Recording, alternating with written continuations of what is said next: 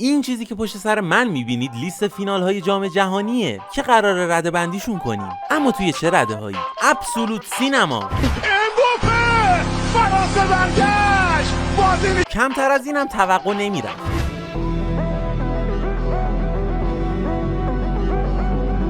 این فوقش در حد فینال لیگ ملت‌ها بود.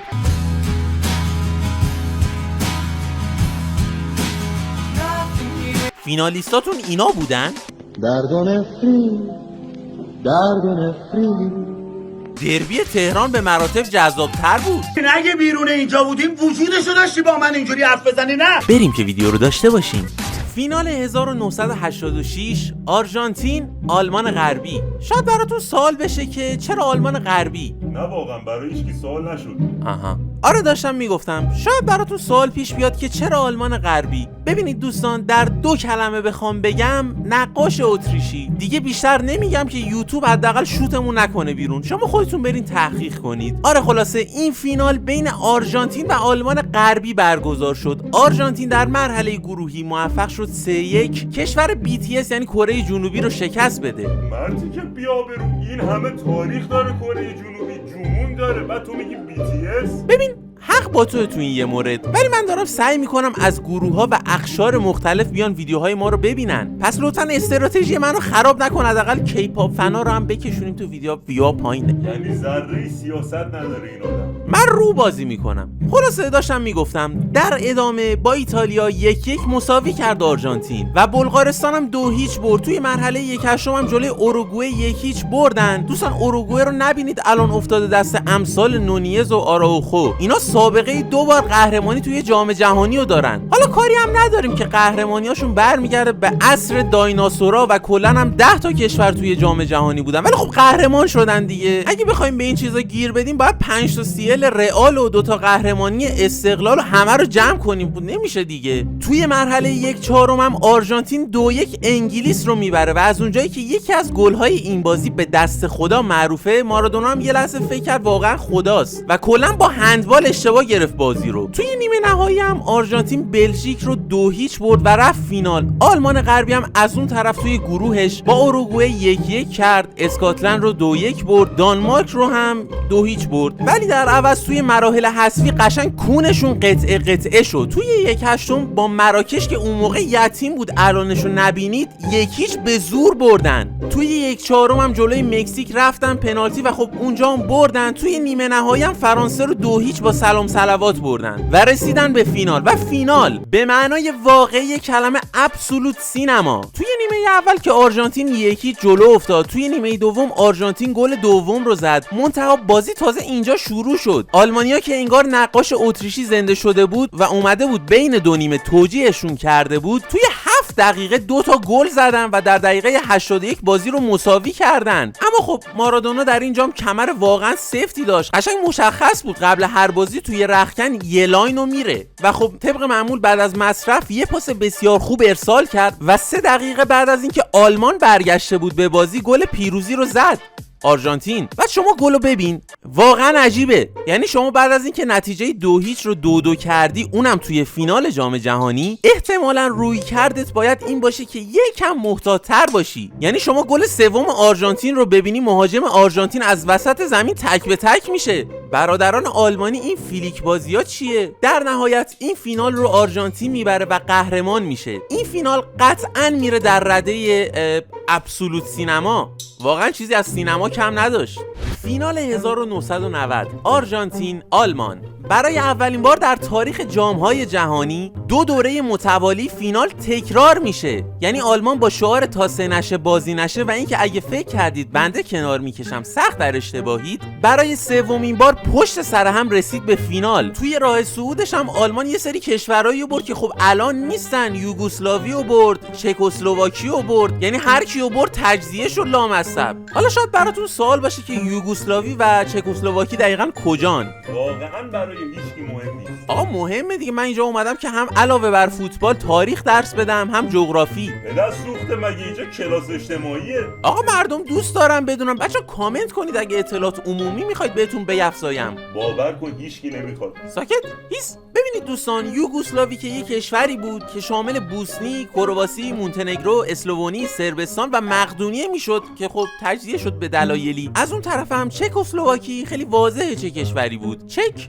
و اسلوواکی. توقع داشتی دیگه چه کشوری وسط مثلا چکسلواکی باشه؟ مثلا می‌خواستی اسپانیا اون وسط باشه؟ اسمش مشخصه دیگه، چکسلواکی. فینال این جام جهانی قشنگ اما نقطه مقابل فینال قبلی بود. مسیر صعود دیگه نمیگم دیگه، بچه خودتون برید سرچ کنید. خدا وکیلی من بخوام هی بگم فلانی فلانی و 1-0 برد، 3-0 برد، 3-1 برد، دیگه ویدیو طولانی میشه دیگه. خودتون برید سرچ کنید، ویکی‌پدیا هست. و آره، یعنی هرچی اون فینال جذاب بود، فینال قبلی رو عرض میکنم، پر موقعیت با گل‌های زیاد، این فینال به همون اندازه و کم گل بود. یعنی شما خلاصه بازی رو فقط یه دور ببینی هم میفهمی که دوستان آرژانتینی زمین فوتبال رو با رینگ MMA اشتباه گرفته بودن. کلا ذات این کشور ظاهرا اینه که بیان تو فینال بوکس بازی کنن. من نمیدونم دوستان عصبانی چرا اینو میگم؟ چون در حدی دوستان با رینگ MMA اشتباه گرفته بودن که تا آخر 90 دقیقه 2 تا اخراجی میدن. انقدر خطا میکنن که تاش یه پنالتی هم میدن. آلمان هم که پنالتی رو گل میکنه و قهرمان میشه بالاخره. باز خوب شد آلمان قهرمان شد، وگرنه اپیزود دوم نقاش اتریشی رو منتشر میکردن. خدا وکیلی زشته 3 دور پشت سر هم بیای فینال بعد هی ببازی. مگه یوونتوس آخه فدات شم. ببینید دوستان، این فینال واقعا در حد دربی تهرانه. چی بود آخه این مشتی؟ قرار دعوا گذاشته بودین انگار جای فینال جام جهانی. دعوا دارید؟ خب برید قبل بازی حل و فصلش کنید، بعد برید فوتبال بازی کنید دیگه. فینال 1994 ایتالیا برزیل. برای سومین فینال متوالی یه تیم از آمریکای جنوبی و یه تیم از اروپا. این یکی لازمه که مراحل صعود تیم‌ها رو توضیح بدم، چون اگه بخوام فینالو بگم فقط یه پنالتی بود توی فینال و هیچ اتفاق خاص دیگه ای نیفتاد. پس برای اینکه طول ویدیو یکم زیاد شه و ویدیو حلال بشه، من یه سری توضیحات میدم. برزیل توی مرحله گروهی 2-0 روسیه رو برد، 3-0 کامرون رو برد، با سوئد هم 1-1 مساوی کرد اون وسط. توی مرحله 1/8 هم میزبان اون جام یعنی آمریکا رو 1-0 برد و صعود کرد. شانس آوردیم که اون موقع ترامپ نبوده، وگرنه بعد حذف آمریکا توپو برمی‌داشت کل تورنمنت رو تعطیل میکرد. تو مرحله 1/4 هم مقابل هلند بازی کردن، در حالی که 2-0 جلو بودن، کامبک خوردن، ولی در نهایت گل سوم رو زدن و رفتن نیمه نهایی. کلا تیمای آمریکای جنوبی بدون درام نمیتونن برن جلو، حتما باید هواداراشون رو سکته بدن. امسال هم که ملاحظه کردید دیگه خودتون، آرژانتین تا سکته نمیدادتون صعود نمیکرد. یعنی باید مطمئن میشد که از ضربان قلب افتادید، بعد میرفت برای بردن. توی نیمه نهایی هم برزیل سوئد رو این دور دیگه 1-0 برد و رفت فینال. از اون طرف ایتالیا توی مرحله گروهی آب و بدجور قطع کرده بود. یعنی جلوی ایرلند که 1-0 باختن، جلوی نروژ هم که اون موقع بابای هالند توش بوده با پارگی محض 1-0 میبرن. یعنی قشنگ پاره شدن تا نروژ رو بردن. جلوی مکزیک هم 1-1 میکنن و توی مرحله 1/8 باز هم فشار زیادی به ناحیه تحتانیشون میاد، در حدی که داشتن از نیجریه میباختن و حذف میشدن که آقای باجو دقایق پایانی بازی رو مساوی میکنه. میرن توی وقتهای اضافه اونجا یکی دیگه میزنه آقای باجو و صعود میکنن به مرحله 1/4. توی مرحله 1/4 اسپانیا رو 2-1 میبرن با 2 گل آقای باجو. توی مرحله نیمه نهایی هم میخورن به بلغارستان که واقعا نمیدونم بلغارستان با چه چیت کدی تا نیمه نهایی اومده بود. داداش فوتبال داره اونجا. خلاصه ایتالیا بلغارستان رو هم با دبل باجو میبره و میرسه فینال. قشنگ باجو ایتالیا رو زده زیر بغلش تا فینال آورده. میرسیم به فینالی که تا 120 دقیقه بدون گل دنبال میشه و میره پنالتی، تا اولین فینال تاریخ بشه که میره به ضربات پنالتی و همچنین در جریان 120 دقیقه گلی زده نمیشه و برزیل توی ضربات پنالتی موفق میشه که پیروز بشه و قهرمان میشه. باجو هم یه پنالتی خراب کرد که توسط مردم ایتالیا تقدیر سرشاری از مادر و خواهرش میشه. یعنی قشنگ همه چی رو میندازن گردن این بدبخت. حالا نمیگن که اگه همین باجو نبود بقیه تیم‌ها یه جوری بهمون تعرض میکردن که بعد مرحله گروهی باید برمیگشتیم ایتالیا و با نخ سوزن رو میدوزیدیم. خود فینال حقیقتا جذابیت خاصی نداشت، ولی خب به خاطر دراماهایی که داشت میتونه توی فوقش در حد فینال لیگ ملت‌ها قرار بگیره. یعنی تنها صحنه فینال اونجایی بود که باجو ایستاده مرد. احتمالا شنیدید مردی که ایستاده مرد. البته نسخه مدرن ترش میشه مردی که ایستاده رید. اما فینال 1998 فرانسه برزیل، برای 4مین بار متوالی یه تیم از آمریکای جنوبی و یه تیم از اروپا سیخ کردن برای فینال. فرانسه به عنوان میزبان رقابت‌ها در مرحله گروهی همچون یک امیر که دارای 206 سفیده رقیبان رو انگولک می‌کرد. 3-0 آفریقای جنوبی، 4-0 عربستان، 2-1 دانمارک، قشنگ همه رو یه انگوش کرد. در مرحله 1/8 پاراگوئه رو 1-0 بردن. یعنی پاراگوئه قشنگ از 28 سال پیش یه تیم جون سخت بود. توی 1/4 هم توی ضربات پنالتی ایتالیا رو بردن تا ایتالیا باز هم به وسیله ضربات پنالتی سیکتیر بشه. توی نیمه نهایی هم کرواسی از فرانسه جلو افتاد، منتها ظاهرا جنبه برد نداشتن اون موقع و خب 1 دقیقه بعد گل مساوی رو خوردن. در نهایت فرانسه یکی دیگه هم زد رفت فینال، اما برزیل از اون طرف در مرحله گروهی اسکاتلند رو انگولک کرد، مراکش رو هم انگولک کرد، ولی در بازی سوم انگولک شد توسط نروژ، منتها از گروه اومدن بالا. توی 1/8 شیلی رو مورد آزار جنسی قرار دادن، 4-1 بردن. توی 1/4 هم دانمارک رو حذف کردن و در نیمه نهایی هم مقابل هلند با اون تیم سوپری که داشت توی ضربات پنالتی پیروز شدن و رفتن فینال. اما فینال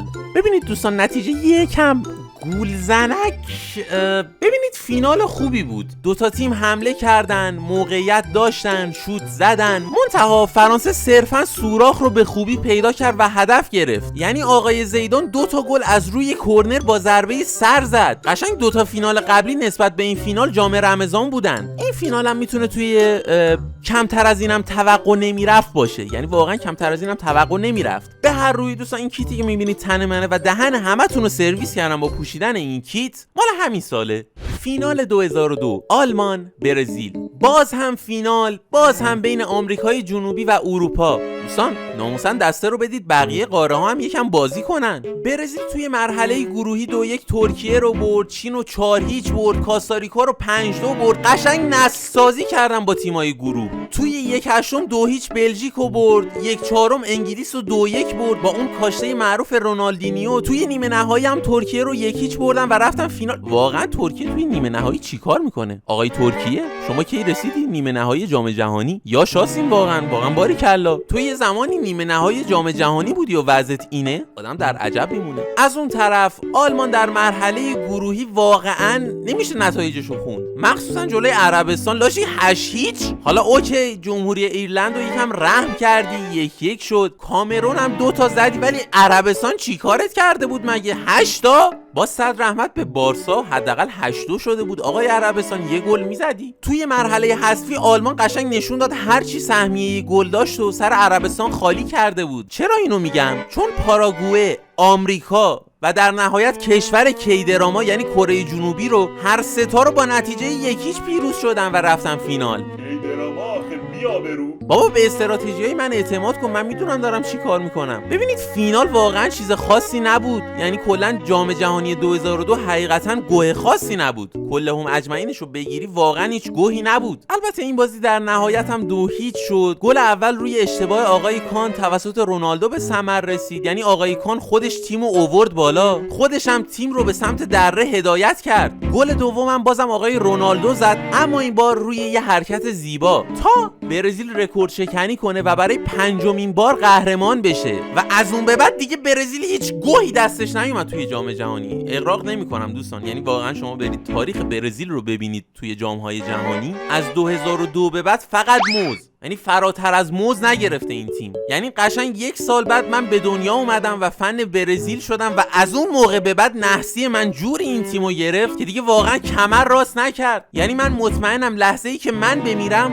برزیل شروع میکنه به جام جهانی زدن. خلاصه دوستان واقعا فینال موقعیت داشت ولی خب چیز خاصی نبود. یعنی واقعا فینالیستاتون اینا بودن؟ فینالیست بهتر نبود؟ البته اینجا کلا بود، همونطور که عرض کردم توقعی ازش نمیرفت.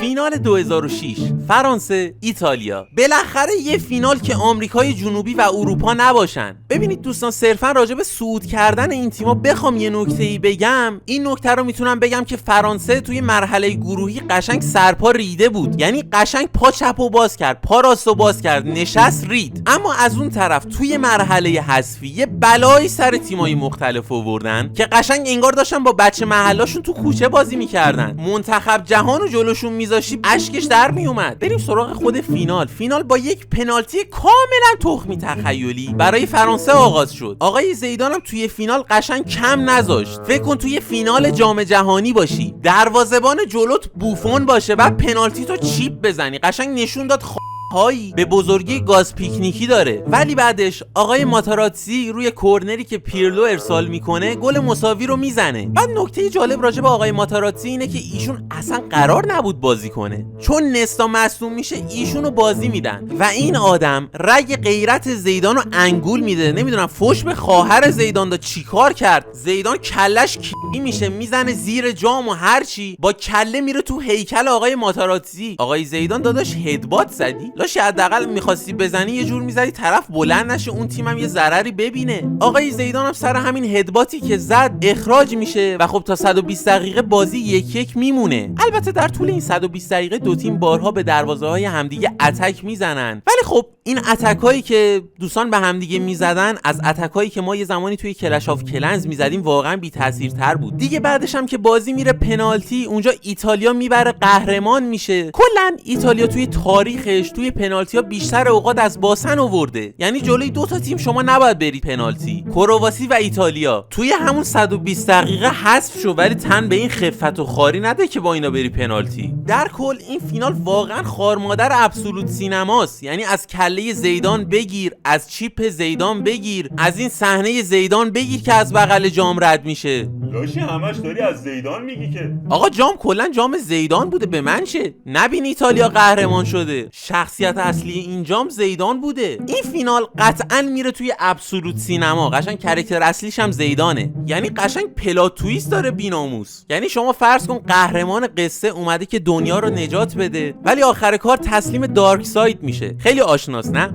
بله، یعنی شما میتونید زیدان رو با آناکین مقایسه کنید. دوستان کسایی که استار وارز دیدن فهمیدن من چی گفتم. قشنگ زیدان انگار آناکین اسکای واکر بود که تاش دارث ویدر میشه. یعنی تسلیم میشه و تصمیم میگیره که با کله خار طرف رو بگا.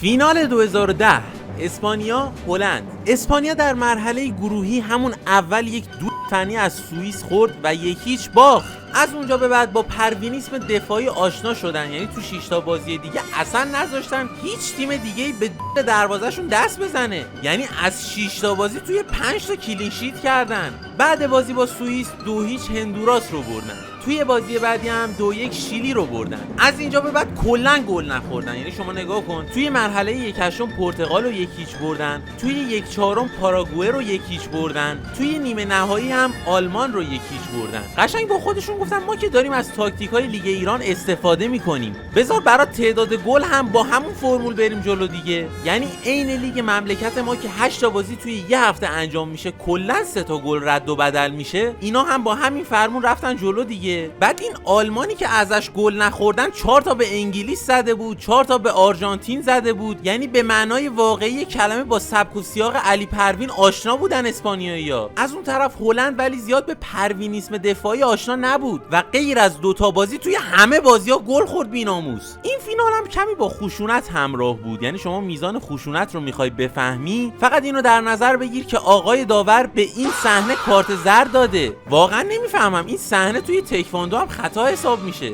یعنی شما با این حرکت نه تنها کریر بازیکن، قشنگ زندگیش رو مورد خطر قرار دادی.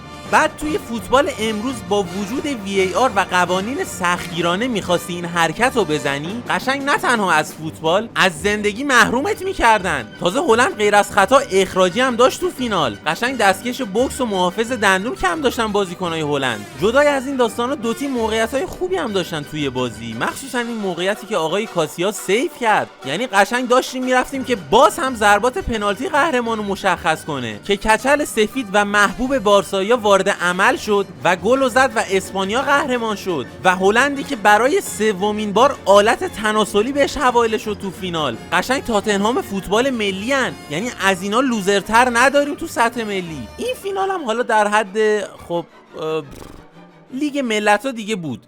فینال 2014 آلمان آرژانتین. تکرار فینال 86 و 90. منتها از اونجایی که دوستان آلمانی فرو کرده بودن تو دیوار برلین، دیگه آلمان شرقی و غربی در کار نبود. آلمان خالی بود. آلمان توی مرحله گروهی با نتیجه 4-0 جلو عقب پرتغال رو 1 کرد. با غنا اون وقت اومد 2-2 مساوی کرد. داداش خصومت شخصی با پرتغال داشتی؟ آمریکا رو هم که 1-0 برد. یعنی ببین آمریکا و غنا جلوی آلمان به مراتب بیشتر دووم آوردن تا پرتغال. توی 1/8 هم در یک بازی بسیار جذاب 2-1 الجزایر رو بردن. بعدش فرانسه رو 1-0 بردن. توی نیمه نهایی هم یه جوری به برزیل تجاوز کردن که فیلم بازی رو شما نه توی سایت نارنجیه، نه توی سایت قرمزه، نه توی سایت زرده، نه توی سایت آبیه، نه توی سایت آخه مرتی که یه داداش آروم باش. بابا بیا برو شرفمون رو بردی، من اینو سانسورم بذارم زشته بازم. آروم باش. اما آرژانتین توی مرحله گروهی 2-1 بوسنی رو برد. ما رو هم که 1-0 برد و ما این باخت رو جشن گرفتیم. کلا همه چیمون عجیبه. باقی نتایجم که مشخصه دیگه، من چی بگم. یه نکته هم لازمه اشاره کنم. ببینید دوستان، به اسم آرژانتین خیلی دقت نکنید. اینا با این تیم اومدن فینال. یعنی این تیمو دست اکبر میساقیان هم بدی فوشت میده. ولی خب برای درآوردن کار یه دونه مسی کافیه. کافیه؟ چایی نیست؟ این بد نمک بازی ها چی جدیدن در میاری؟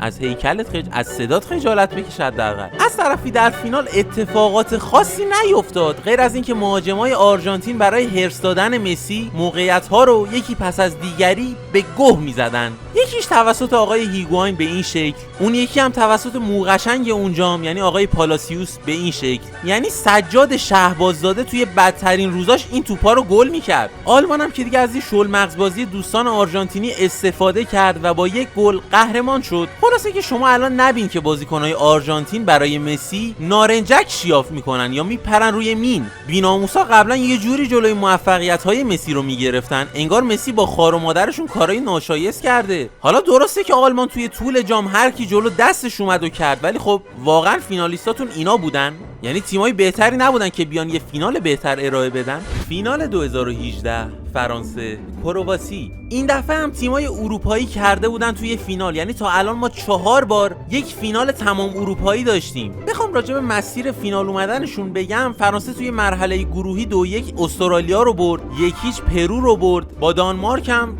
0-0 مساوی کرد. از اون طرف توی 1/8 مقابل آرژانتین در یک بازی که مدام به دروازه همدیگه تعرض می‌کردن 4-3 پیروز شد. توی اون بازی امباپه نوجوان یک کاری با دفاع آرژانتین کرد که بعد از اون هر بار اسم امباپه میاد میشاشن تو خودشون. بعدش هم که توی 1/4 2-0 اوروگوئه رو بردن. توی نیمه نهایی هم با گل ساموئل اومتیتی کبیر که بارسایا خیلی باش خاطره دارن 1-0 بلژیکی رو بردن که گواردیولای فوتبال ملی یعنی روبرتو مارتینز کبیر مربیشون بود. بچه‌هایی که توی استریما بودن میدونن که ما چقدر به روبرتو مارتینز ارادت داریم. قربون ننت برم من مارتینز جان. از اون سمت کرواسی توی مرحله گروهی 2-0 نیجریه رو برد. آرژانتین رو با نتیجه 3-0 مالی، ایسلند رو هم 2-1 برد. از اینجا به بعد کرواسی کلهم اجمعی رفته برای پنالتی. یعنی توی 1/8 توی پنالتی دانمارک رو بردن، توی 1/4 توی پنالتی روسیه رو بردن، توی نیمه نهایی هم دیگه فرصت نشد برن پنالتی، توی همون وقت‌های اضافه 120 دقیقه 2-1 انگلیس رو بردن. یعنی بردن توی 90 دقیقه حرامه برای کرواسی، باید بیاد تو 120 دقیقه، اصلا نمیشه، امکان نداره. حالا راجع به فینال بخوام بگم، ببینید احتمالاً میشنوید که فینال کسل کننده و مشخصی بود، ولی به طرز عجیبی در عین واحد تخمی بودن عالی هم بود. هم گل تخمی تخیلی داشت، هم گل خوشگل. بعد بازیکنای کرواسی هم خیلی رندوم هم فنی میزدن به تیم خودی هم تیم حریف. یعنی مثلا آقای مانجوکیچ هم گل به خودی زد هم به تیم حریف گل زد، یا آقای پیرشیچ هم گل زد برای تیمش هم پنالتی داد. قشنگ قهرمان و ضد قهرمان در هر لحظه عوض میشد برای بازیکنای کرواسی. گلرشون هم که ماشاءالله به کونش فشار میومد سیو کنه. هم گل سوم هم گل چهارم فرانسه رو عین دست خر وایساد نگاه کرد. مشتی 190 سانت قدت، حداقل یه دایو میزدی ظاهر رو حفظ میکردی یزید. اونور هم گلر فرانسه آقای لوریس خیلی رندوم در حالی که تیمش جلو بود تصمیم گرفت که نویر بشه که اینجوری تیم گل خورد. آقای لوریس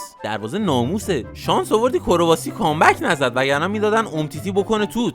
آقا بکنه توت یعنی چی؟ آقا پرچم کرنر رو منظورمه. بیشرفم به ابزار ورود چی کار دارم؟ به نقطه ورودی کار دارم. حالا دیگه اینقدر سخت نگیر. خلاصه این فینال عجیب غریبی بود و در نهایت هم فرانسه 4-2 برد، قهرمان شد. ببین فینال پرگلی بود، واقعا رندوم ترین اتفاقات ممکن توش افتاد. حالا ابسولوت سینما که نه، ولی خب کمتر از این هم توقع نمیرفت. فینال 2022 فرانسه آرژانتین. دوستان واقعا نشستید من این فینال رو براتون رده‌بندی کنم؟ شما یه نیمه هم از این فینال دیده باشی میفهمی چرا ابسولوت سینماست. وایسو شما یه ربع هم از فینال رو دیده باشی میفهمی چرا ابسولوت سینما. اصلا شما هایلایت بازی هم دیده باشی، اصلا شما نتیجه رو هم دیده باشی میفهمی چرا ابسولوت سینماست این فینال. بیایید برگردیم به مرحله گروهی، جایی که یک اتفاق پشم ریزون افتاد. آرژانتین توی بازی اولش به عربستان 2-1 باخت. چجوری باختین؟ آخه عربستان جلو مکزیک توی بازی دوم هم تا دقیقه 65 بازی مساوی بود و داشتن دکمه خدافظی رو میزدن که مسی حرکت میکنه بالاخره و دیگه تا آخر جام حتی یه لحظه هم وای نمیسه و همینجوری در حال حرکته. 2-0 که مکزیک رو میبرن، تو بازی آخرم 2-0 لهستان رو میبرن، صعود میکنن. استرالیا رو هم که 2-1 میبرن، بعدش میرن 1/4 در حالی که تا دقیقه 83 2-0 جلو بودن کامبک میخورن و بازی 2-2 میشه. در نهایت هم آرژانتین توی ضربات پنالتی بازی رو میبره. یه نکته‌ای که راجع به این بازی بخوام بگم، این بازی با 16 کارت زرد و 1 کارت قرمز پر کارت ترین بازی تاریخ جام جهانی لقب گرفته. قشنگ رویال رامبل بود بی‌ناموس. کلا شما اسم آرژانتین رو شنیدی آماده دعوا باش. یعنی یک جایی شنیدی توی زمین فوتبال دعوا شده بدون یک طرف قضیه آرژانتینیا بودن. بعدش هم که توی نیمه نهایی 3-0 کرواسی رو میبرن و میرن فینال. فرانسه هم توی مرحله گروهی 4-1 استرالیا رو میبره، 2-1 دانمارک رو میبره، به تونس هم 1-0 میبازه. یعنی میگی تونس فرانسه رو ببره؟ تو از منم دلغک‌تری. توی 1/8 فرانسه 3-1 لهستان رو میبره، 2-1 انگلیس رو میبره که آقای کین توی اون بازی یه پنالتی رو میزنه که ظاهرا توی مریخ پیداش کردن. اونم سوپرمن بنده خدا داشته قدم میزده، یهو دیده توپ خورده پس کلش. توی نیمه نهایی هم که 2-0 مراکش رو شکست میدن، قشنگ سوراخو پیدا کرده بود فرانسه و برای دومین دوره متوالی رسید به فینال. ببینید دوستان، من وقتی اول کار گفتم این فینال ابسولوت سینما بوده، شاید دوستان فکر کنن مثلا از اول تا آخر بازی اینجوری بوده. نیمه اول که آرژانتین 2 تا میزنه، فرانسه هم کلا توی بازی نبوده. یعنی بعثت کرمانشاه هم جلوی آرژانتین بازی میکرد، احتمالاً همین نمایش رو نشون میداد. فرانسه حتی تا دقیقه 80 که پنالتی میگیره تو بازی نبود. یعنی جا بازیکنای فرانسه بازیکنای شهرداری بوشهر رو میذاشتی بیشتر توی بازی فعال میبودن. البته ما میگیم 80 دقیقه طول کشید که موتورشون روشن بشه، ولی بعدش جوری کردن تو آرژانتین که آرژانتین هیچ جوره نمیتونست خودشو نجات بده. به فاصله 1 دقیقه فرانسه 2 تا گل میزنه و فرانسه برگشت. یعنی